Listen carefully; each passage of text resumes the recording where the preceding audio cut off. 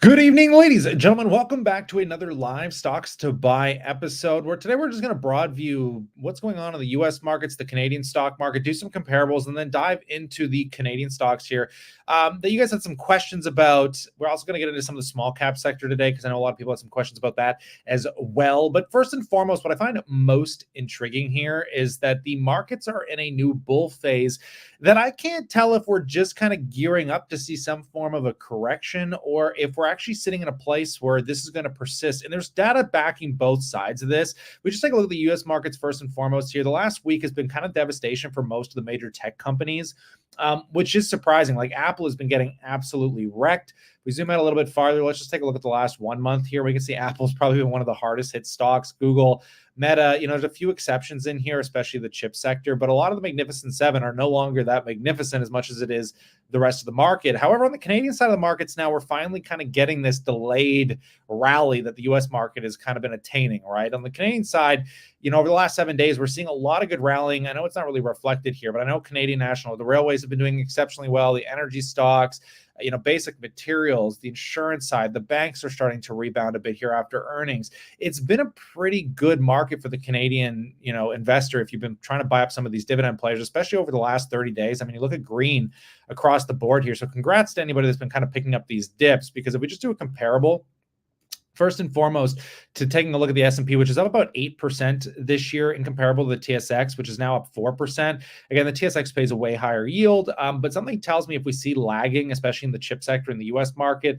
or somewhat of a correction, that the Canadian market should actually start to outperform a little bit because of the valuation difference. And I think even if there isn't a correction thing, something that just is making me so intrigued by what's going to happen when they cut interest rates, because we're kind of stuck here where I've been having this kind of really intriguing argument with a friend of mine where it's like there's so much data right now that is showing that we are kind of not there yet, but we're heading in the direction of what could be a not so soft landing. I mean, we're starting to see again, you go on all these banks and their delinquency ratings are rising quarter over quarter. Again, we're nothing extreme, but they are rising, right? Unemployment is rising. I mean, the Canadian consumer is getting strained. We're seeing it in major tech earnings. It's just when you look at companies like NVIDIA and Meta, there's a few companies that are shrouding the reality of some of the pain here, right? So if we just kind of take a look, at something else that I find so fascinating is money market funds. Because one of my bull theses, and I thought this was kind of panning into how the market environment's been kind of playing, but when you look at money market funds, they have continually been hitting record highs because people want security in their investments, right? If you can lock in a guaranteed 5% yield, that's a pretty good damn place to park some cash, especially if you have millions of dollars, right? Or you're in retirement or whatever. You're going to be looking at some, obviously fixed assets. And you just look at the growth in money market funds since basically the pandemic hit. And it's just been going crazy all the way into 2024. I think we're sitting at the last update was 6.3 trillion, right? And if you take a look at like retail money market funds, it's even crazier. Like retail was pretty much flat through the pandemic. And basically as of only 2022, when they started hiking their rates, look at the explosion there. Like just maddening the amount of money people are just putting into these more cash fixed-based assets, right? But again, you look at unemployment, which on the long chart doesn't look all that great, but we are seeing unemployment tick up to 3.9% in the US, and in Canada, we've been leveling off at about 5.8%. We haven't ticked up too much higher, but the trend has been going to the upside, right? As we hear all these major layoffs. And again, on a historical manner, we're not at any bad point yet, but I almost feel like we can't keep heading in these directions. So the question is, do we make it to interest rate cuts before it materially has a major impact on the economy? Because we're seeing it start to affect some commercial real estate that comes up a lot in some of the conversations we're going to get into on some of these questions. But let's get into some of the Q&A side of this just to see what you guys are saying. This guy's saying, I'm mainly a Canadian dividend investor, about 7 years from retirement. I'll be 55, dripping BCE, Royal Bank, looks like Fortis, Enbridge, Bank of Nova Scotia. And I have some OVV, BAM, and BN mixed in there as well as VFV for some of the S&P 500. Thanks, Kyle, for the daily uploads. This is a fun little conversation. Somebody pointed out that they're going to be getting a government pension here. This guy's saying, a very good government pension. I pulled my small RSP savings out of mutual funds, and I'm thinking 50% VFV and 50% VDY. Thoughts, this is just money for trips. In my parents' situation, which I've been alluding to quite a bit when it comes to these people that are closer to retirement. This is where those fixed assets kind of come into play because you want less volatility. But still, like I think in this comment, I've stated that, like, for people like my parents, I'm looking at like a mix of 20% fixed assets. These would be like your GICs, your high interest savings accounts. It's more money market fund kind of investments, 20% US assets, again, like VFV, SCHD, 60% Canadian dividend ETFs and stocks, not including kind of an emergency fund cash position. And I think that puts you in a good place because I think when the US markets do very well, you want that exposure because then you can just take capital gains. You use that for your fund money, your trips, et cetera, things like that. And I think that's probably something a lot of people in retirement don't even look toward. I know there's a lot of investors like passive income investing, a lot of YouTube channels like that, where they're all just fixed on super high, income oriented stocks, but they lose out on so much capital gains, especially over the last decade, that it would have been so detrimental to your portfolio and just to your retirement if that was like your core focus. But there's some other fun questions here too, like first time in the market during a bull run and finding myself struggling to decide whether to sell some individual stocks and enjoy the gains or just back away and leave them alone. Regardless, we'll continue to dollar cost average into VOO, SCHD, QQM, VCE, and some REITs. This is a very good, intriguing portfolio. It looks like you got a mix of growth and income and some Canadian exposure there. He's like, why the hell didn't I start years ago? Tell me about it. I wish we all could have started earlier, but the next best day to plant a tree is today. I think when it comes to this question, and this is going to be really a fun one to chat about as we get into some of the small caps that you guys have been asking about, is really the exposure rating and your comfort level with it. I've come to realize that sometimes the best thing you can do is diversify some individual companies you believe in long term. Try and set them and forget them and use other money to continue to diversify, whether those go up or down, especially if they're very good assets.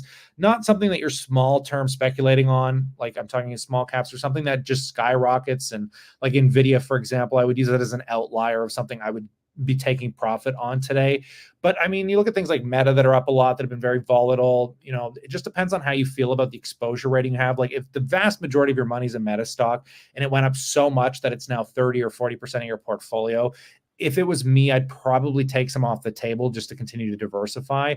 But if you like the position and you say, hey, I can put X amount of dollars away a year and I can diversify away and lower that position weighting, you can look at it that way as well. Because sometimes it's hard. You look at the growth of something like Apple or Microsoft over a very long period of time, and you miss out on those gains and it hurts. I see that kind of with Tesla. Like I completely sidelined Tesla. It's back into a place of favor for me. And I just don't want to give up that long-term potential there. And that kind of leads into this conversation where you were also discussing like REITs and stuff, right? Like any thoughts on Northwest Healthcare REIT? Every time I talk about REITs, which was something I talked about recently in Canada here, this one comes up. It kind of reminds me of like the Canadian version of MPW, Medical Property Trust in the US. And I don't like these REITs. There's a few that come to mind, like True North, Commercial REIT, TNT, Northwest Health Properties, kind of Smart Centers almost plays within the realm of this. And these are stocks that just pay really high yields that you have to be super careful with because their payout ratios were so high and the company doesn't focus and they just don't feel as oriented around as strong of a balance sheet as they do about rewarding shareholders. And I've come to learn that over long periods of time, this always seems to bite people in the ass.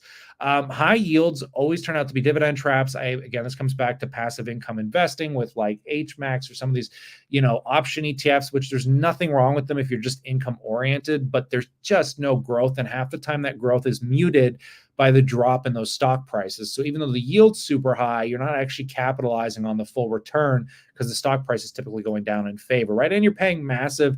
Typically, the higher the yield, I always find the higher the management fees, the higher everything that kind of comes in tandem with that. And when it comes to Northwest Health Properties, they've cut the dividend massively, but because the stock's down so much, the dividend yield is still substantially high. And these are the kind of stocks that I would put in the speculative basket of if you can understand the balance sheets enough, you're looking for a higher rate of return, especially in the Canadian economy here right now, where everyone's just speculating on what happens here when, how long these companies can ride these higher interest rates. And that's the question you're asking yourself. Like, is this company in a position now where they're comfortable and can sustain the current interest rate environment? And can they come out on the other side of this when they start to cut interest rates? Because that's likely when the rate of return is going to get insane. But as we take a look, This company is not like in the absolute worst position. If we take a look at the revenue from investment properties and property operating cost here, we can see that they're actually generating for the 9-month end. I think their earnings for the last quarter come out sometime this month. Something to pay attention to, but we can see they've actually seen quite a bit of an incline in the revenue from investment properties, 384 million versus 333 million. I mean, that's pretty good growth, but operating costs went up slightly.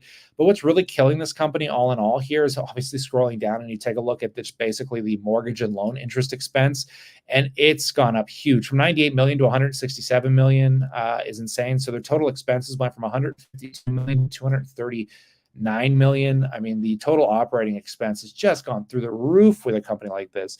So the problem with REITs is they're very hard to understand, and they need to be very clear and decisive. Like that's why I like companies like RioCan. Understand what management's doing. You listen to the earnings call. You get a real clerical view. The company's kind of taking shares off the table. They're slowly increasing the dividend. Like you get a vibe that you're not getting a huge yield, but you're getting really good management behind, some pretty high valued real estate.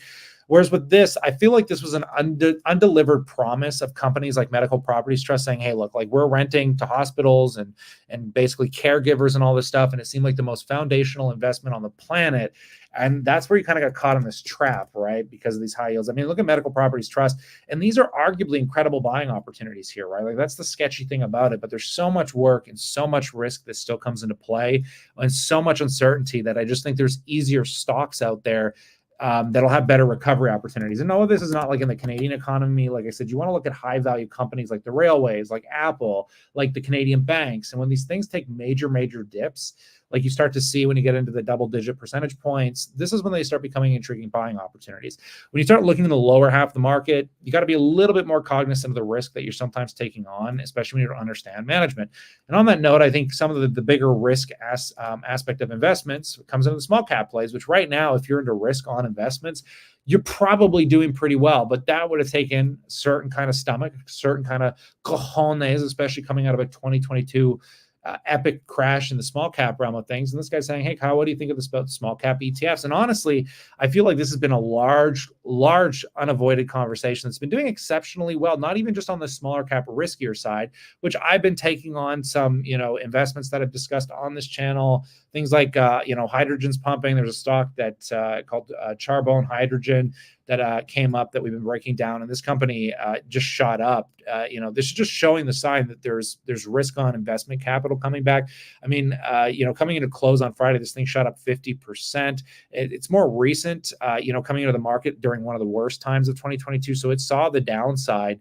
And it's very intriguing. Same with like Aduro Clean Technologies. This company, it's finally releasing data on being able to take waste plastic and turn them into profitable fuels. Charbone in the hydrogen space, they're the only pure play green hydrogen company that's partnered with the likes of the largest propane dealer, here in Canada, and they're building out some huge facilities across. They got a big plan for North America, building out the green hydrogen space.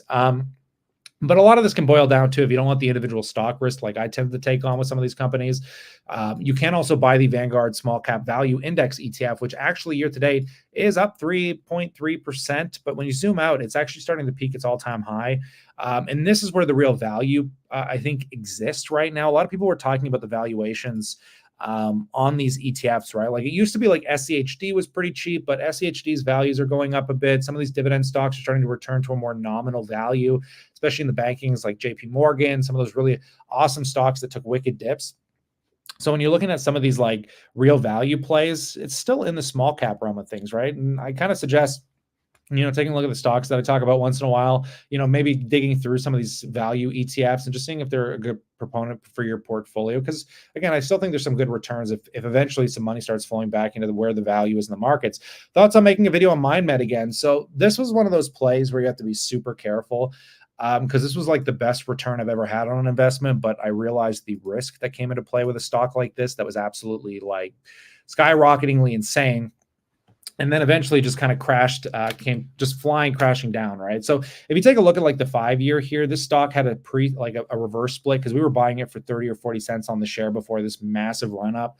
that kind of came through in this was the peak of the speculative market, was 2021, right? So we were selling this all the way up. In fact, we still have some shares in this. My fiance was asking if she was debating on exiting this position because it's rallied back, but we're kind of on the nostalgic edge of just holding it to see if there's a still potential buyout opportunity in the coming years as they finish up, as they head toward phase 3 trials, which they're a little ways out from still. I still think this is like a good, 2 to 3 year play for the time being. But there's a lot of risk in this because there's likely going to be continued dilution. MindMed, for those of you that don't know, it's basically what I would consider to be a revolutionary breakthrough in drug development, because they're taking psychedelics, which Johns Hopkins University, has run so many studies on when it comes to depression and anxiety and treating, everything from addiction to like just so much, and obesity and alcohol abuse. And the results have been just absolutely flabbergasting. And I think one of my favorite quotes that really inspired me about this company was, this guy was saying, walk into a drugstore and pick one thing off the shelf that you can't OD on. It's impossible. Tylenol, cough syrup, you name it, you can kill yourself on it. Whereas the psychedelics like psilocybin, you can't OD on, right? It's impossible. Like, obviously you can get out of your mind and do something stupid and hurt yourself, but you can't physically OD on these drugs for the profound effects that they have. The problem with these kind of companies, however, is they diluted, they raised a lot of capital, and now that capital that they raised is starting to kind of come due. And this is where things get a little scary. So it's good the stock's going up, but expect dilution, right? Because that's how these companies stay alive. The company has $124 million on their balance sheet, and they got about $46 million in liabilities. So you minus the liabilities out, they're sitting on probably closer to $80-90 million left in cash. And when you take a look at their total operating expenses for the year, you can see that they're kind of burning through, about 95 million, right? So, if this company keeps seeing an increased burn rate, and at 95 million, they have enough cash to get them through one more year, which might not be enough to finish up their trials, but enough to get them some positive data, perhaps, because I know they're heading into phase 2B on a lot of pivotal trials, but there's so much risk and it's so scary. Biotech, so scary, right? Like, you feel bad because some of these companies, for a fact, have real pivotal, drugs probably, and things that can change the world. But if they don't get enough funding, they don't make it, which is kind of just insane. But let's get into this. Someone's saying, I make more than you and your fiance combined, and yet you totally destroy me on savings and how quickly you grow your account and how your accounts keep rising. This is a funny comment to me because, it's not about what you make, it's about what you save. And there's a TikToker I watched that ran the math on, you could just make 40, 50,000 a year and you can retire in 10 or 15 years. If you can try and find a way to put about 60% of your, 60% savings rate, which I thought was a fascinating conversation, because I was pretty much in that boat for the first 8 or 9 years of my investing career. I didn't really make much more than 45 grand a year. But again, I think to put it in perspective, like me and my fiance make, probably closer to 150, 200K a year. And our total cost of living, again, that's mostly before taxes, give or take. But our total cost of living is around 40 to 45,000 a year, which seems fairly reasonably modest for living in Toronto. So, you minus that out, right? And our savings rate is fairly exponential between the two of us. So, I think that's the hardest thing for people, because they make a lot of money and then they got to buy a car, to match their job. I don't know how to explain it, but I think a lot of people have that issue of, trying to figure out exactly how not to have wage inflation or cost of living inflation. But finally here, best comment, VFE and chill, baby. VFE and chill. That's probably the best thing you can do. And I think most people are caught up right now in crypto and all this other stuff going on. But I'll ask the question. You guys got any comments? It's been pretty quiet out there tonight for this Friday evening. And I think there's something wrong with, I don't know, I guess I can get some comments. Come on, boys. What's going on? I'm up on my TFSA. I am down on my TFSA.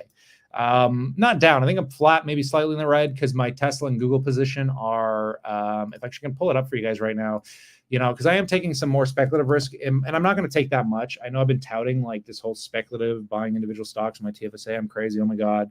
But I'm really just trying to get caught up on a few growth positions that I believe in, and then I'm going to put them aside, and I'm going to be more oriented toward buying back probably some VDY and continuing to scale the S&P 500, though I'm very skeptical of the S&P 500 here. And I know I keep saying this because I'm looking at the numbers and I'm like, So I'm bad. We all have that gambling addiction inside of us, that gambling addiction where I'm like, I want to short Nvidia. I'm like, I want to short the chip sector so bad, but I don't want to pull a Michael Burry. I'm like, I feel like we're getting to the teetering edge right now of where we're going to see a rather large correction.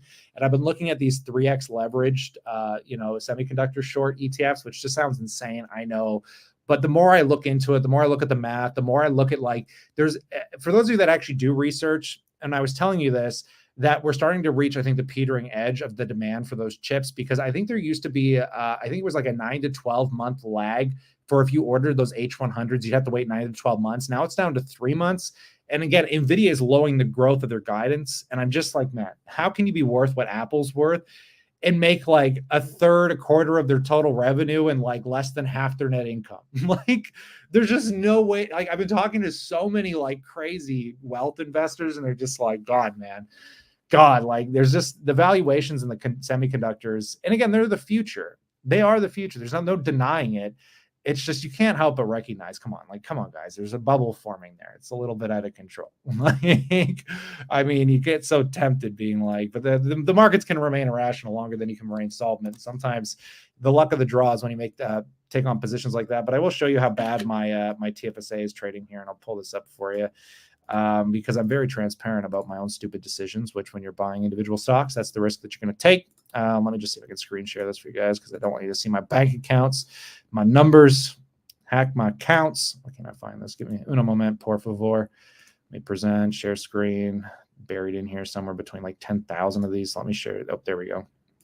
Yeah, so we can see here that since I was in the green a lot earlier on, but because Tesla's tanked so bad, which I'm hoping it goes down to about 150 when I'll get a little bit more aggressive with it. And I was planning on it dropping more from where I started buying it, so it does not concern me all that much. But in the meantime, like Google and stuff, it's not dropped enough. If Google drops a lot more, I'd be more inclined to buy it. Like I said, I could see Tesla being about a 20, 30K position. Google, I don't want to make it much more than about 15. And I'm kind of getting close to where I want my Google position to be anyways. So I'm just going to see what it does. But I could get wrecked on these by all means. Like, these things could tank miserably. I don't see Tesla getting to $100 because everybody would want to buy it at 100. So, I mean, if it gets to about 150 or just below 150, I think that's probably most reasonable. It depends on what the next quarter looks like. VOO is obviously crushing everything in here. But again, that's the short term, right? Like, nobody knows. You can't really judge a 3-month portfolio. So, I mean, 6 to 12 months from now, I could be getting wrecked on VOO. And for some reason, Google went through the roof. Like, you just don't know, right? But let's kind of get into some of the Q&As, because, short-term investing is too hard to judge. And I feel like people get all caught up and excited and they don't take profits and get wrecked. Northland Power. I have a love-hate relationship with this company. I guess we could talk about this one for those of you that are interested in the natural energy space. Northland Power was one of the first stocks I ever bought. I made a lot of money on it. I wrote it up from about, I think, 2014, 2015 when I was accumulating it. I think my average price was around $18 a share. I rode this sucker up and I sold it somewhere around this first dip here. And I never went back, and I'm glad I didn't, because it went down to pretty much where I bought it years ago. And this, again, the risk with individual stocks and how fast the market can truly change. And I've talked about this a lot on their earnings. Their earnings have no growth right now. I don't even, is it worth pulling up? Northland Power investor relation. Maybe we can just kick through this really quick for you guys, just to give you an idea of, like, unfortunately, the renewable space got absolutely wrecked. Like, and I mean, Tesla's seeing it too. Like, they're seeing an increase on revenue on this, but they're seeing a slowdown too in a lot of this. I don't know how they're trying to find their. Let me see if we can find their. If we can find their last earnings in their press release here. Let's see if we can find it real quick. Northland Power sale looks like they're selling some of their facilities. Here we go. Their financial outlook. So basically, sales were 626 million in the fourth quarter compared to 641 million. So the total sales were down. Gross profit was 566 versus 574. A lot of flat, but net loss came in at 268 million versus net income of 324 million in 2022. Like, their net income plummeted. The company is just kind of in this phase where, they're probably having increased expenditures, trying to write some stuff off. I know they bought some natural gas assets that didn't work out for them because the price of natural gas plummeted. I mean, it was a great company. It still is. I mean, their balance sheet's not terrible. It's just, it's just a very cyclical thing right now for the renewable sector. So you got to be a little bit careful. Should I buy SHG on Wealthsimple or Questrade, which is cheaper for US conversion? I don't know if Wealthsimple is still charging for conversion. Honestly, I'm aware that Royal Bank that I use though they charge you $10 a commission on trade. They don't charge anything, I believe, on the conversion. I'm sure someone's making some money somewhere in there between. But honestly, I wouldn't be buying SCHD outside of perhaps a tax advantaged account, because you're just going to get wrecked if you ever sell the stock, and you're going to get wrecked on the dividends, because you'll pay a 15% withholding on the dividends. If you ever take capital gains in the future, you're going to lose I don't know if you get the same, you might get the same tax deductions. So I think capital gains in Canada are only taxed at 50% of the gain. So you get half of it for free. But I hate owning US dividend stocks in a regular account. I feel like you just lose so much of the return, especially for the lack of growth you usually get in comparable to usually tech companies. But yeah, I'm poor. Join the club. I mean, I'm not exactly, uber poor here, but I'm not, I don't have the same money to throw at the market like I have been over the last 2 months. So I'll have to keep hustling it up, my friend. That's the goal right now. Dollar cost averaging ETFs and saving up cash position for a sale. Yeah, I'm kind of doing the same. I'm kind of just more focused toward cash stacking right now. I want to buy VDY, to be honest. I'm looking at getting back in the Canadian economy. So I still think there's good sales and good deals in the Canadian economy. I think we'll see some continued growth. And again, I still think we could see, I think we could see a correction because of the chip sector. But when they start cutting interest rates, hold on to your seats, because there is so much damn money sitting on the sidelines in money market funds that it is disgusting. And that money, I still think, is going to be the next leg of this bull market. I don't know what part of the market's going to flow to. It could be small caps. It could be like the mid-lower range where there's a bit more value still. But that money's got to come back into the market when you can't make 5% off money market funds. I'm telling you. I'm buying Tesla below 150. I dream that it hits 150. I don't know if that's going to happen. If it does, great. But like I said, I'd rather own a starter position to be safe. Yeah, I'm looking at H Bank for sure. The big problem I'm having with the Canadian banking sector right now is that my fiance, I think she owns Bank of Nova Scotia, Canadian Imperial. I'll have to double take a look. I know she owns Bank of Nova Scotia and TD for sure. So I'm like, is it worth buying H Bank? I mean, I could just buy the other 3 banks she doesn't own, and then we'd basically own our own H Bank ETF combined. So I'm debating on doing that or just buying the ETF back. I haven't decided yet, though I'm kind of missing the opportunity because the banks are starting to rally. So I got to be a little bit careful there because we only have so much cash, man. And I still think long run, there's better value in tech companies. Like I said, they're suppressed, right? Like when you look at the Canadian banks and you look at a company like Apple that's starting to trade down 10 or 20%, or Tesla that's down 50% in a time where the market is just beating them up. When we go back into recovery, I still think those companies will have much more upside potential, even if they drop another 20 or 30%. I think people forget how fast stocks rally back in bull markets. I mean, look at Meta, right? Meta is a crazy example. Thoughts on long-term bond ETFs such as VLB as we're getting closer to rate cuts? I don't trade bonds. I know they're a little bit more scary because of the fact that, when you got a crappy bond or a bond that doesn't pay a lot, when you can buy newer bonds that trade higher, they don't tend to perform as well. But I know there's some upside potential here for sure, depending on what you're locking in. But yeah, honestly, I prefer GICs over bonds. It just depends on what you like. Personally, I just like GICs because I know they're locked in. I get this guaranteed rate. I can choose cashable. I can choose, locked in at higher rates for 3 to 5 years.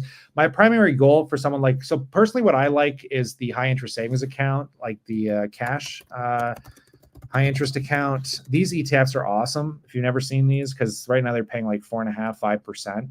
So these are what I've been focused on with my parents' portfolio. And our primary plan is, because this pays monthly, which is beautiful. And right now, what's the yield on this? 4.91%, right? So for right now, we're playing this because not only to get paid monthly, the money's not locked up. So unlike bonds or GICs or whatever, they're a little bit more illiquid.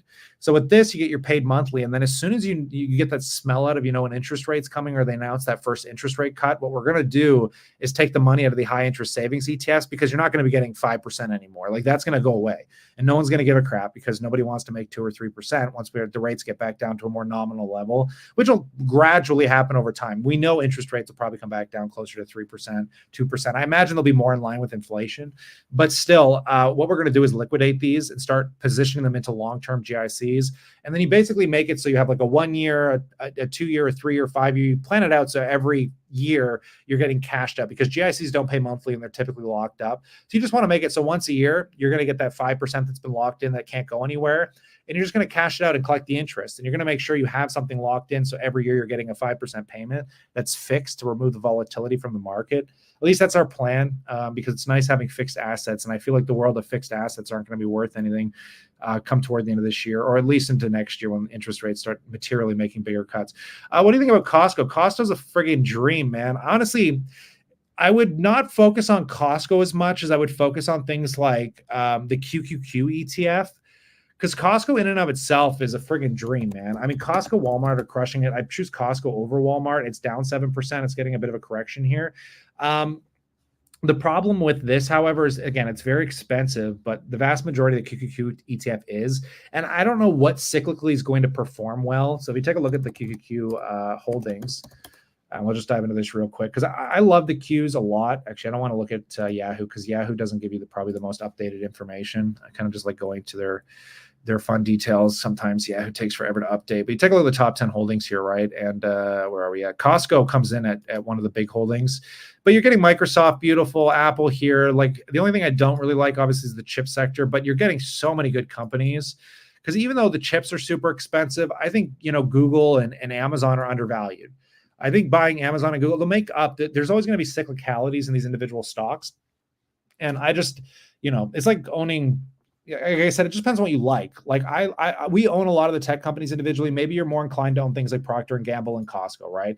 Whereas I'd rather own some of these stocks and ETFs. It's tomato, whatever you like. I love Costco. It's an expensive company like Tesla. So if I were you, I would cost average into it and just expect some volatility, because that's what tends to come with stocks that trade at high values. You get one hint of bad news. Anything that goes up a lot tends to go down a lot. So just be prepared for that and always think long-term. MindMed had a breakthrough therapy designation by the FDA this week for LSD going through phase 3, up more than 50% last week. Yeah, that's what I was talking about when they were going from the phase 2, right?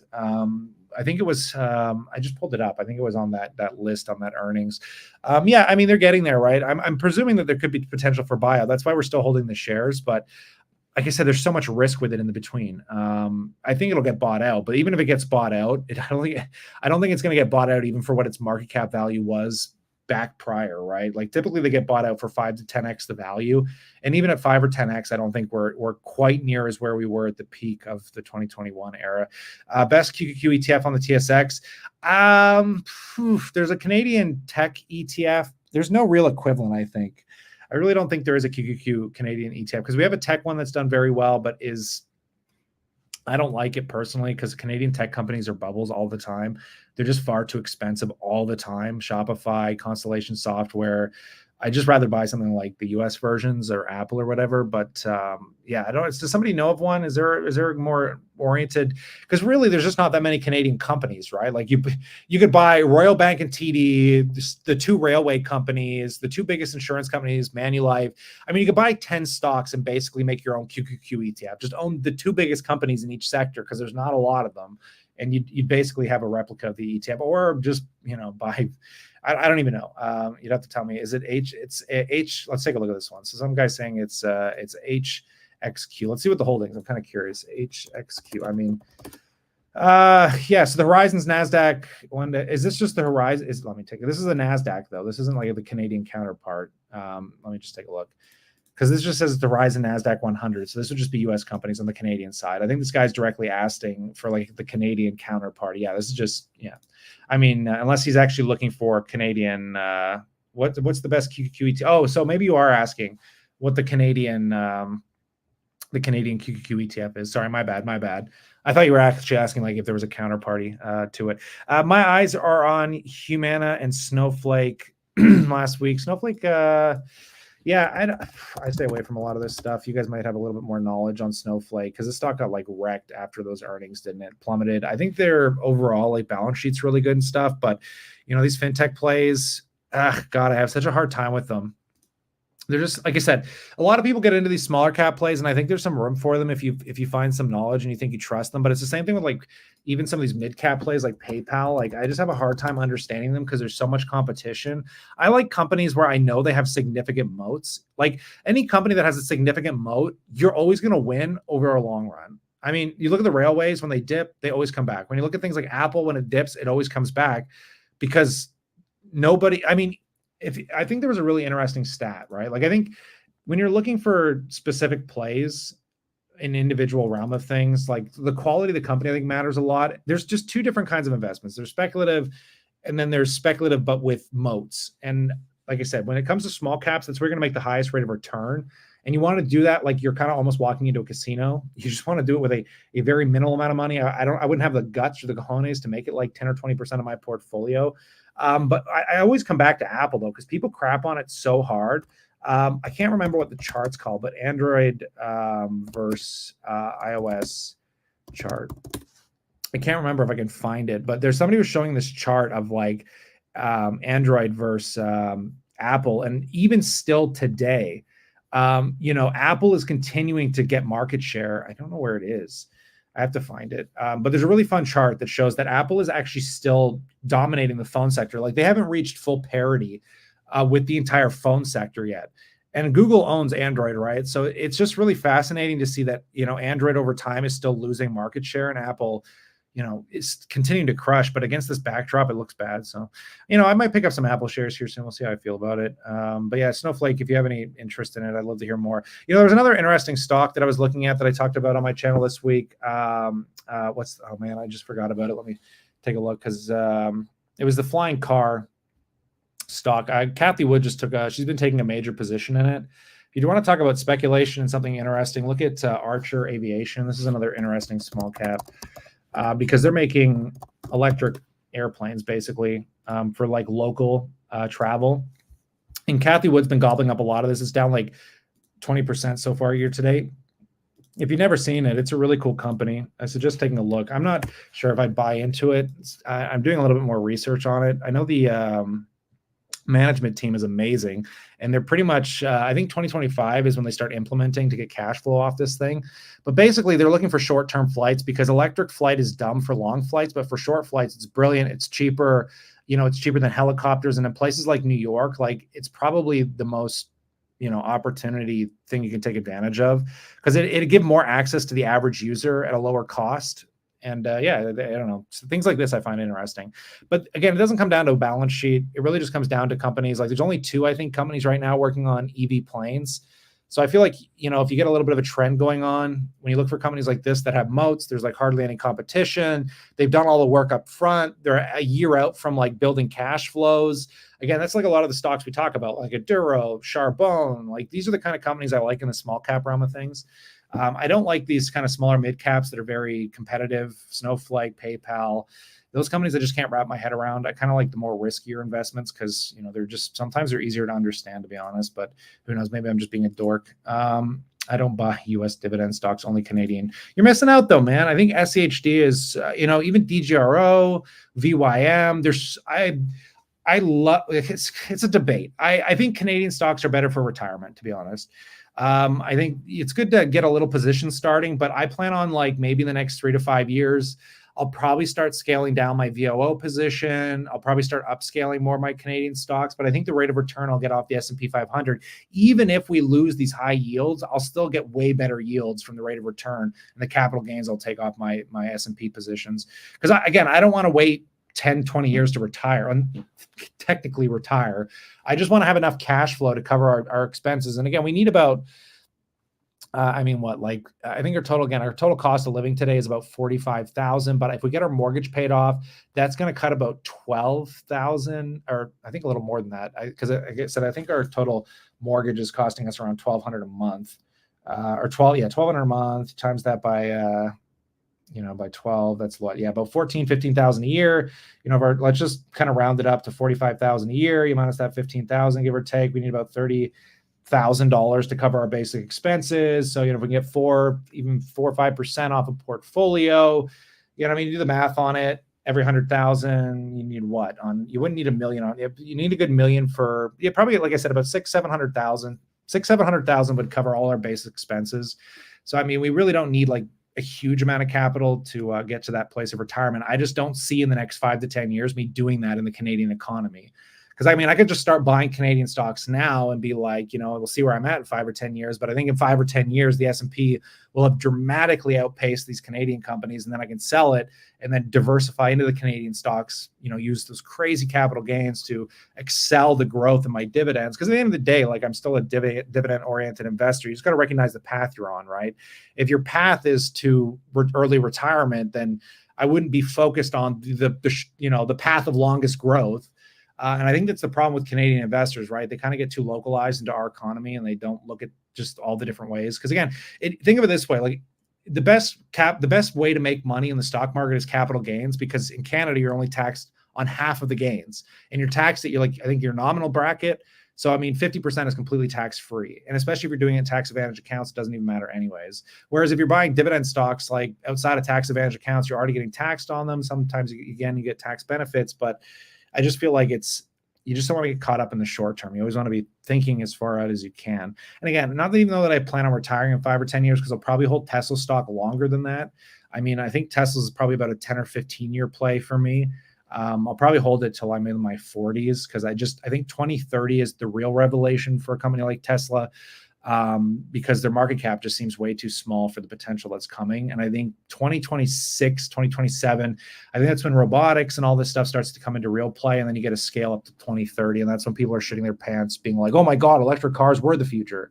I mean, it seems so obvious back then and we didn't even think about it. It's like, I don't know. I think people are just not paying attention to tech. I mean, even look at companies, there's just even Apple, right? I mean, God, I think people are just underestimating so much about technology today. I get that it's cyclical and expensive and volatile right now, but I would just really be paying close attention to tech. I think the margin expansion and all this shit happening, my God. Kyle, if you were single and rented and didn't own real estate, how much would you need to retire? This is just personable. Depends on where you want to live. I mean, you could take $500,000 and go retire in Thailand, like literally now. Thailand is cheap as hell, right? But it depends on where you want to live. If you're trying to live in Toronto like we are, good luck. I mean, it's kind of crazy to think. I think if you get the real estate problem out of the way, like I said, we don't need a whole lot to live because we almost own our property. If you don't own a property, the cost of living is insane. That's like the biggest problem, right? Is trying to get your cost of living under control. Because even if let's say you go rent somewhere, you better hope it's like rental controlled. And you just don't want to get like periods like this where dividends are increasing, but not nearly enough to make up for the amount that like rental prices have gone up.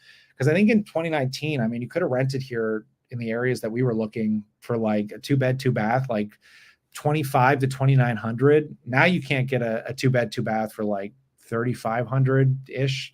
I mean, you got to spend I think a bachelor or even a basement apartment's like that now. So, I mean, that only happened in a good few years.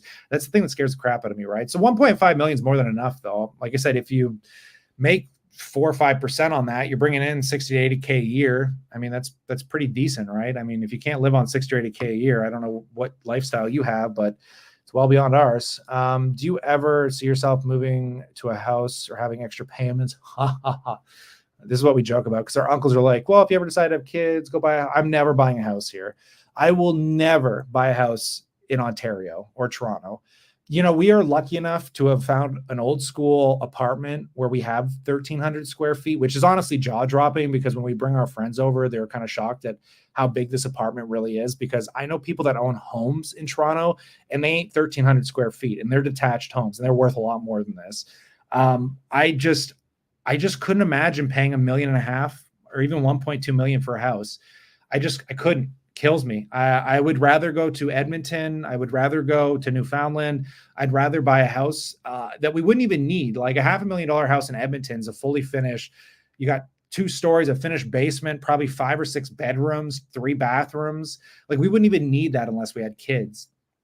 But honestly, I think if we wanted a family, we could have a kid here and we'd still be fine with the space that we have. But I'm sorry. I'm looking at the path of retirement right now. And like, by the time I'm 35, we'll be in a really great place. And if we want to have a kid, then great. If we just want to travel, not have kids, fine. But like I said, there's no way. Even if I had $10 million, I'd rather rent a nice house than own it. Just think about it. I mean, $1.5 million property or $2 million house, my God, you could cash flow 6 figures off the S&P 500 with capital gains on average. You could rent it for less than that. That's the dilemma I've always had with housing.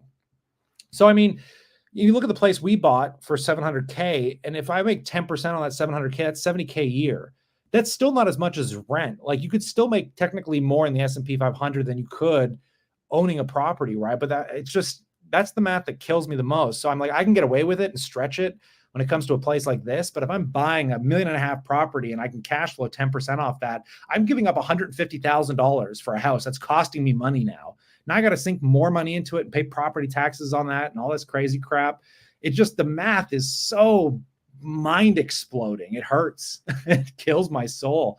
Like, I just could never do it. I mean, in Edmonton, you can buy an apartment like this for 200 grand. It's like, it shivers me, man. If you had 0.5 mil paying me 6% dividends, I could almost kind of retire. Again, I wouldn't want to think of retirement as like, because if you're at 65, you're going to get pensions. You probably worked your whole life. You're in a better place. If you're trying to retire young, you have to be a little bit more finessed about it. And again, I don't want to retire young. I keep saying retirement because it's fun. It's this fantasy everybody lives. I just want enough money that, like, I feel that because I care about my wife. I care about my family. I care about my brother's kids. My brother, I got nephews. I got family, my parents. We've gone through shit. Like, my life hasn't been perfect. I've had to fund other crap and help other people and do stuff. And, I want to support your family. So it's not like I'm going to stop working. I just want to know that I'm secure enough that, any extra income I have can go toward traveling and helping people and giving people experiences, giving my wife and us experiences. Like, that matters a lot to me. So it's like just the comfort of living. I don't need $2 million to be happy. Like, I don't want to grind myself into the ground either. So, I mean, it's not like you need, like, $500,000's a lot. You make 10% on $500,000 is 50 grand a year. It's not like you have to make it on dividends either. You just kind of divvy it up, some dividend income, some stocks. You keep working part-time or find a job you absolutely love doing, focus on goals, and you can take your time, right? Like, you don't have to, because right now I feel like I have to work. I don't want to feel like I have to work when I'm 35 or 40. And I know a lot of people, it's luxury, it's privilege, but I work for that. And that's a dream that I had since I've been 23. I said 10 to 15 years. 10 to 15 years, I want to be able to do what I want when I want. And right now I can't. Like, I'm living a great life, but I still always have that anxiety of, it's still not enough and there's still a lot of risk and you could hurt yourself. Something horrible could happen to a family member. You never know, right? Like, you can get a car accident and not be able to work and drain so much of these funds. Shit happens. Life isn't fair. A very unfortunate reality. Shit happens to everybody, and money solves a lot of those shit happen problems. It sucks that way, really. I feel horrible. I know people that live paycheck to paycheck, and I don't know how they don't live with extreme amounts of anxiety. At 23, I mean, me and my old business partner I just sat down with, we're joking about it. I'm like, I just never want to be poor. I've never made a lot of money in my life, but I've done really well with the money I've made. And I like, my ultimate fear is being poor. I've seen what poor does to people. I've come from shit. I've seen how it affects lives. Unfortunately, postal codes have a real outcome on your family. If you're surrounded in a postal code area where homes cost 2 or 3 million, I promise you your kid's going to have a much better life. I promise your kid's going to be hanging out with very privileged kids that are running probably, their parents are running very valued companies, and they're going to have a whole different perspective on life. I grew up in an area that didn't have that kind of privilege, and I'm very lucky to even be in the situation I'm in and have gotten to the situation I'm in, because I know my friends are still stuck in a lot of those situations, student loan debt, living with their parents. They don't have the connections I have, and the connections come from, pushing yourself into these uncomfortable areas that you're not used to, in learning the ways of business and to communicate with these kind of people, and putting yourself in a position of value so you can offer them something for their businesses and they'll pay for it. Because again, like, I think it always comes back to like my, my buddy's daughter right now is trying to become, she's getting into marketing, which is basically my job. And she's like, oh, how do you make all this money? Like, how do you get to making 6 figures and all this stuff? And, it doesn't matter how much I tell her what to do. She'll have to learn it on her own. Like, you can never tell a 20-year-old how to do things. Unfortunately, sometimes they have to figure it out for themselves, because I'm like, why are you wasting your time with local gyms? Like, why are you wasting your time on these people that make no money? And I'm not trying to be rude, but a gym in a small town doesn't make enough money to fund you. Like, these individuals that are doing like some social stuff and they want you to do some photography for them. It's nice, it's quaint, but it's a waste of time, in my opinion. Like, go market yourself to one real estate agent. Tell them that in 6 months, I'll get you one deal or don't hire me, or you don't have to pay me. Let me get you one deal and then pay me 50,000 every 6 months. You could make an entire living off one real estate agent as a marketer. Most real estate agents don't really social media market themselves very well. And I know a few that do, and they're so exceptionally successful. And there's just like I said, I have this perspective because of experience. And because of that, it doesn't matter if I lose my job. Like I feel like I have valued skills that can apply to high value income areas. And I know the areas to go and get it. Whereas the young people haven't figured that out yet, right?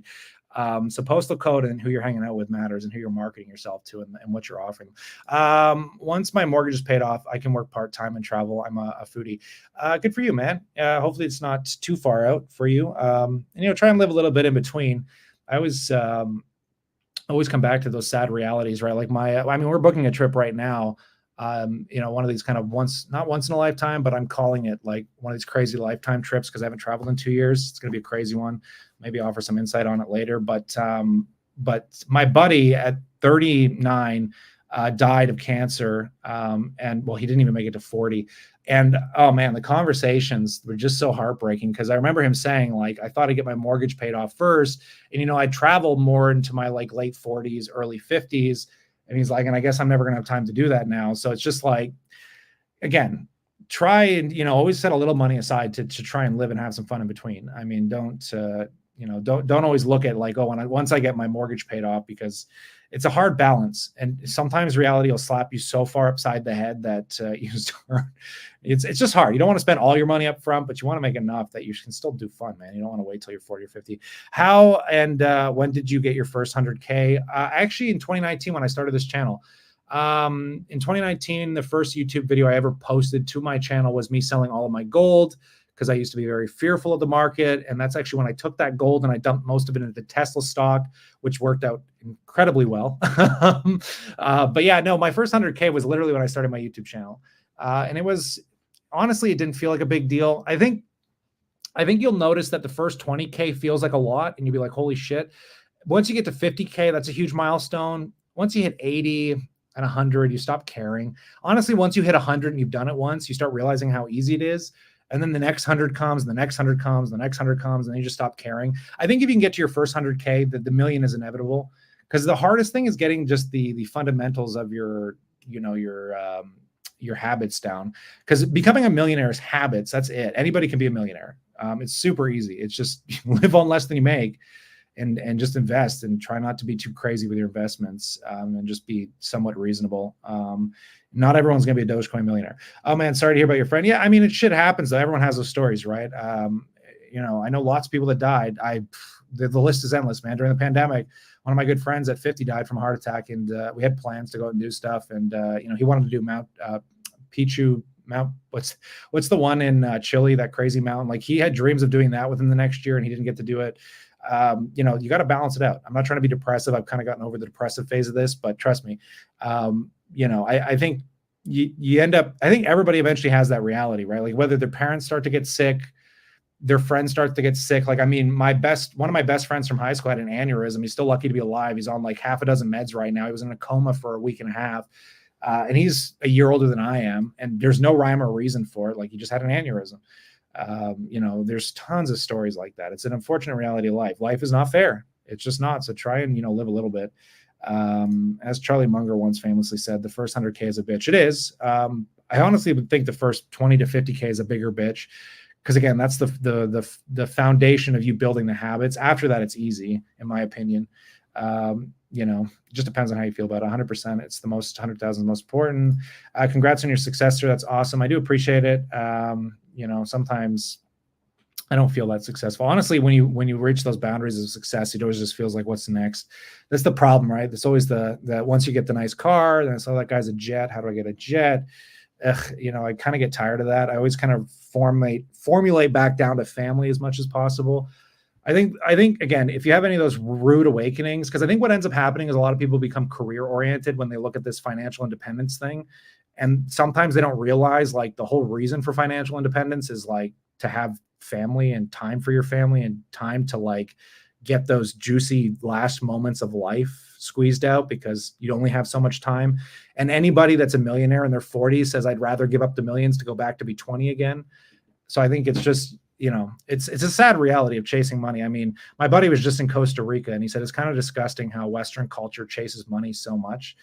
Our entire culture is based off of Gucci and cars and all this shit. But then you go to India, or you go to like Bangladesh or Cuba, or Costa Rica, and you quickly get that slap upside the head that holy shit, like just having regular functioning toilets and a place to cook food and a clean grocery store to walk into is all of a sudden a luxury. So I was hardcore for the last 7 years on my early fire, and I hated working. But since I got promoted, appreciated way better pay. I love the job now, so I'm not a huge rush to fire. Yeah, that's the goal, right? Like I figured this is why I think it's so important to do it in your 20s, because in your 20s, like you have your health, family. And I know this is kind of a harsh thing to say, but family doesn't really matter as much in your 20s. Because you're so young, you just spend a lot of time with your family. You're looking to get educated. The whole world is bright. You can go to places and travel a little bit more. Go get a job. Like if I was 20 again, I'd probably try and become an electrician. I'd move to Edmonton or Alberta, Calgary or something. And, I would just grind it out like I did for 5 or 10 years, which is basically what I did. Like I just grinded for 5 or 10 years. But once you get into your 30s, though, trust me, like it just hits you so hard sometimes when you start realizing the family side of things.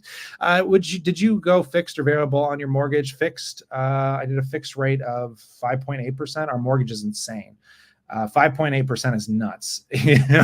My brother bought a house privately in 2017, 2018, and he got a 5% interest rate, and I thought he was crazy. I thought it was the stupidest thing he'd ever do. He bought a property for $500,000. At 5%, I thought he was crazy, and now my interest rate's higher than his, and I'm kind of laughing because I'm like, holy crap, what a weird how fast the market changes that way. But we're just focused on paying it off. Honestly, I think we can get it paid off in 3 years is the goal. If everything maintains in my job, which there's no guarantee of that, but if things maintain the way it is now for the next 3 years between me and my fiance, like there's no reason that we shouldn't be able to have it paid off in 3 years. Because we owe 180, and we're usually trying to put an extra 30 toward it a year, because we're allowed to put an extra 15% from the day we started the mortgage. So I'm hoping by the time the renewal comes up, we're closer to having about, if I did the math, somewhere between 90 and 100K owing. And from there, I might even just pull it out of our investments and our cash positions and just pay this stupid thing off and be done with it. Depending on where the interest rates are too, right? Like if interest comes down that much in 3 years where we're back down to like 2 or 3%, maybe I'll just refinance it and keep it. We'll see how I feel at that point. Honestly, I hate it though. I hate debt. I hate having a mortgage. Why do you feel responsible for helping your entire family? Are you the firstborn? No, I'm second born, but it's not like I feel responsible for helping my entire family. It's just, I don't know. I just, I love my family a lot. I love my friends a lot. I like being able to take people out. I just love having experiences with people. So sometimes that costs money, and I don't like thinking about when it costs money. Like it's like going to a restaurant, right? Like the only good thing about having money is when you take people out, you don't really think about the bills as much as you used to. So it's just a nice feeling. It's the same with our kids, right? Like my brother had his kid's birthday, a month ago, and we bought them a bunch of stuff, and I didn't even think about the money we were spending on buying them things. It's just nice. It just feels, you just like spending time with them and making those memories, and don't really think about money as much. I was in a similar position. It took forever to make a director. I thought I'd top out at this level, but I unexpectedly promoted to VP, and I enjoy it. Good for you, man. Crushing it in your job. Yeah, hopefully your career path keeps going up, right? And then you can take a little bit more, a little more time, breaks and stuff. Thanks, bro. I got lucky. I've been working for the same company for over 30 years. Holy crap. Good for you, man. That's the reality that I wish I had, because my job has been a volatile roller coaster my entire life, which is probably where most of my anxiety comes from and why I've been so frugal and saving my money and investing like a madman, because I've always shit my pants about when this runs out. I don't like that about my life. It's probably like the worst thing is job anxiety. I've always been well off, but I'm only as good as my next job. So, I mean, I was, my fiance, she's got a pretty stable job, so she doesn't have that same kind of anxiety. But the pandemic, I lost my career, right? So, I mean, I quickly realized the value of an emergency fund. I realized things aren't stable. It's kind of scary working a job for 10 or 12 years and just overnight it's gone. Scared the shit out of me. Do you think it's a good idea to invest in your line of credit when you start getting interest rate cuts? No, I hate debt. I'm more like Dave Ramsey. I think you can leverage credit if you're good at it. I don't think there's anything wrong with leveraging it. People will detest that, but I think if you're good, I know people that margin and they do exceptionally well because they're very smart and highly diligent and use stop losses on freezing assets, and they take more risk. It's worked out. That's just the kind of mentality they have. I mean, if you think you can handle the risk, great, but just things like the pandemic happen all the time. So just understand, everything's great until you look at a Northwest Health Properties or Toronto True North and any of these REITs, and things are great for a long time until they're not. And then all of a sudden leverage sucks. So you just got to be super careful about it. I don't like it personally, but there's nothing wrong with that. Electrician is the best, killing it out there. Good for you, man. Fuck. I'd go back any day. Not now, obviously, because I have a career that works and marketing's fine and all this shit. But like, if I had to start over at 20, I would probably get into a trade. Best thing you can possibly do for stability, ease of fucking mind. You can buy a property and fix it up. You can do private work on the side easily, and everybody needs it. There's a huge demand for this shit right now because nobody wants to do it. I mean, what a great thing to start out if you're 20. Real talk. How long can we live with our parents before it gets weird? For me, it was 30, man. What got weird is I was living with my fiance's parents. That got weird. Not in a bad way. I mean, they loved having me. We had a great time. For me, I was just like, this isn't my home. Like, it's just, you feel like I don't know how to explain it. You just don't feel comfortable. It just gets weird. I had my own space. They had a fully finished basement. I was living in it. Nobody was bothering me. I had my own bathroom and stuff. It was cool. But it gets weird after a while. I was ready to either rent or buy or something. We paid for a house 8 years ago. Oh, I hate you in the best way. We built on our parents' land, luckily, but our house was $140K near Oshawa. I don't think our daughter will be as lucky. Oh man, I even my brother, I despise him so much, and in the best way, just because you buggers that had bought. There was a time where I had the opportunity to buy a house for $380,000, and I must have been 23, 20, or no, I was maybe a little older, 25, 26 or something. Actually, there was two opportunities. There was two places I saw that I could have bought. They were within a price range. I could have made it work with a cosigner, and I just thought it was stupid. I'm like, oh my God, the rate of return. I don't know, comparable to the S&P 500. I think I would have did better because of the leverage. Because that house that I was looking at for $380,000, I think at the peak of the market was probably worth about $900, like an odd 7 years later or whatever, 6 or 7 years later. That rate of return would have been nuts. It would have been more in line with the market, I think. But because I would have used leverage, I probably could have got a higher rate because I knew it was a duplex and I would have had a tenant too. So I would have been cash flowing. Such an idiot I was. When you're up for renewal, consider pulling out some equity and investing it. Probably not. I know there's some tax deductions. I hate debt. I just don't like it. It's just another thing I got to worry about. I hate payments. In our chat group, I was joking about, I pay all my payments in advance. It's crazy to some people. I pay my phone bill a year in advance. I pay my internet a year in advance, my auto insurance a year in advance. My write-offs, I can write off 1/6 of the total expenses for our property because I use it for this business. I pay that off a year in advance. It's like $4,000. I put it in an account just to get it there. I just pay everything in advance. And if I have to use debt, then I'm always worried about having to make that stupid payment every month. And I'm like, I'll just make it in advance. But if I'm making it in advance, I'm just paying the freaking payment off.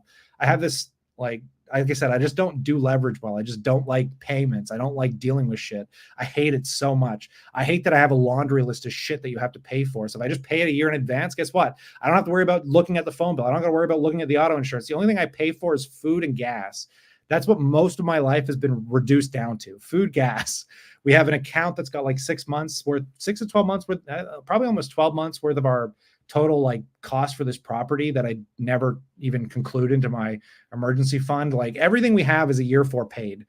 It's just such a comfortable way to live. 23-year-old carpenter, you're champ, man. What a good way to go. What are some good investments for in their 20s? Tons. SP 500, baby. We've been talking about them all night. The Qs, the S&P. Just don't stop buying. Like I said, in your 20s, valuation means nothing. Valuation means shit when you're 20 years old. You can buy a stock that's overvalued, and by the time you get to your 30s, it's had time to compound that value into play. Things that are overvalued can very quickly become undervalued over a very long period of time. I still live with my parents, which is why I have a large portfolio. I did that. Don't get me wrong. I lived with my parents for 10 years. 10 years from the time I was 20 to 30. I think 30 is the new norm to live with your parents. There's nothing wrong with it. If you're comfortable, if you got a situation where you make it work, do it. Because like I said, you put in that decade of being in your prison sentence, the best prison sentence with your parents, because you don't have to probably spend as much. I did it. I had to pay some for my parents, but there's no like real cost of living. Sometimes you pay for food, a little bit of rent, nothing crazy. I don't understand why triple leverage ETFs are not recommended for long-term holding when they offer. Honestly, look at like TQQQ. If you buy that on some dips, it's probably a good play. TQQQ is probably a good triple leverage play on the QETF. It's done really good over the long run. Yeah, easy 15. Yeah, if you're 20 years old, I'd even maybe look at tripling up some of these leveraged ETFs. Take on a little more risk. Do a little bit of both. Buy some S&P. Do you think everything money is force for good or bad? Thanks for the live stream. It's the same with me. I mean, we're all a bunch of clowns on the internet. And I honestly think when it boils down to finance on the internet, it's something that you guys had if you're younger that I never had. And that was the reason that I started the YouTube channel, because you got to remember when I started investing, there was no finance YouTubers. I had StockTwits was still around back in, how long ago was that? When I was 23, 22, 23, just about a decade ago, 10 years ago. Yeah. I mean, Graham Stephan wasn't a thing 10 years ago, right? I mean, everything money, all these finance YouTubers didn't exist. They're like, you had BNN. That was the best you got. So I think it's a force for good for sure. I think you learn quick. And I think if you invest and you lose money based off these people, you learn even quicker. So yeah, I think we're all a bunch of clowns. I don't have a love-hate relationship. I think we're all a bunch of clowns. I don't think any of them know any more about what they're doing. And the only thing I don't like is they try and sell you stuff that gives you an edge, and nothing gives you an edge. The only thing that gives you an edge is if you work in an industry and you understand something better than everybody else. And I'll finish up on this because we've been going for way too long. Warren Buffett really boils this down to a really good point. I make 6 figures a year because I understand the industry I'm in very, very well. And I know I understand it well because I don't know anybody that can replace my job. And trust me, I've even tried to hire people, and I've seen people in my business and the jobs I work for, them try to find employees and they can't find them. So I understand that my skill set is highly valued and I understand it exceptionally well. Therefore, I can make a lot of money at it. The same thing is true with the stock market. I made a lot of money off things that I understood, like marijuana. Like the first stock I ever bought I had no understanding of long-term investing. I didn't understand the S&P 500. The only thing I learned was, hey, buy things you understand. And I came to a very fundamental conclusion that they're going to legalize this crap in 2018. That's 3-4 years out from now. So let's just buy the biggest MJ company today. That was Canopy Growth Corp. I bought it for around $2-3 a share. And that thing went to the friggin' moon come 2018. Like, that was such an easy conclusion for me. And I felt like I understood it. And that's been most of my investments, right? Like, and again, it doesn't always work out that way, but I got fortunate. And I think that's true for the stock market. I think people think they know everything. I understand REITs. I'm going to buy these real estates because I think I understand you don't understand real estate. I don't understand commercial real estate. Like, the risk you're taking buying that shit. Like, I just don't think people understand the scope of the risk they take when they're buying stocks. Because if you've never run like a manufacturing thing, we don't know everything. That's the problem, I think, with most investors on YouTube is you get these Palantir YouTubers. It's like, when have you ever run a software company, especially an AI software company? Can you even tell me who your biggest competitors are? What's the most valued software? Like, what are the biggest paying clients for this? Like, I just don't think people understand the ins and outs of anything. It's just like, it's so complicated. So it's hard to be an expert, right? I agree. I'm setting up. That's why most of my money has now gone in the S&P because I thought I was a genius and I'm like, I could just buy all these stocks. So we've kind of fundamentally based it down to managers. Like, I see Mark Zuckerberg and Elon Musk and Tim Cook are like the best managers on the planet. I don't really understand the scope of Apple. Like, nobody does. Like, you're talking about a $3 trillion company. You think one guy can honestly sit there and break down the entire fundamental reality of how Apple functions at every single store and every employee? No, nobody ever will, right? But you can understand that management has made incredibly good decisions and are likely to continue making great decisions. So when I'm buying these stocks, I'm more or less betting on management and the moats of the business because I can understand the moats. But I don't understand the moats of Palantir. I don't understand the moats of PayPal. I don't understand the moats of 90% of companies I look at. So I don't know why people like to buy so much crap. Like, even Nvidia, I can understand the balance sheet. I can see where they're going. And I can see that it's a shorting, it's going to burst at some point. It's an inevitability. It's going to drop 30 or 50%. It's going to happen. I'm promising you. Mark this video, come back to me. Could go a lot higher still, but at some point that sucker's coming down. It's got to. It doesn't have a choice because fundamentals eventually do matter in companies like that. Thanks, Kyle. Always fun listening to you. I appreciate you guys popping in. I'm going to get out before I ramble myself into the ground. Oh, God. Precious metals. Stay cool. Stay awesome, folks.